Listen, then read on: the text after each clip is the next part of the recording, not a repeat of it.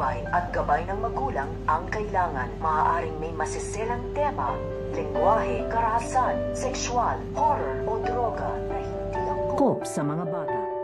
Pinagdududahan ang pagbabago nito nga ni Moira dahil pinaghihinalaan nga nila dito na ito nga daw si Moira ay nagpapanggap nga lang daw itong nagbabagong buhay na nga daw ito at nagpapakabait dahil pinakita na nga dito nito nga ni Moira ang kanyang pagbabago dito nga kay Dicel at dito nga kay Lilet. Kaya nagdududa nga dito ito nga sila Lilet at ito nga si Dicel na hindi pa nga daw dito nagbabago ng tuluyan ito nga daw si Moira. Pero dahil nga sa medical mission na ginawa ng Epic Hospital dito nga sa kulungan ay dito nga nila makikita ang mga kinikilos nito nga ni Moira. Kaya mas lalo nga nila ditong pinagdudahan ito nga si Moira na hindi pa nga daw ito nagbabago at hindi pa nga rin daw ito mabait dahil sigurado nga sila dito na meron nga daw pinaplano ito nga daw si Moira. So pakakaabangan nga natin dito kung totoong nagbago na nga ba ito nga si Moira at magtutuloy-tuloy na nga ba dito ang kanyang pagiging mabait.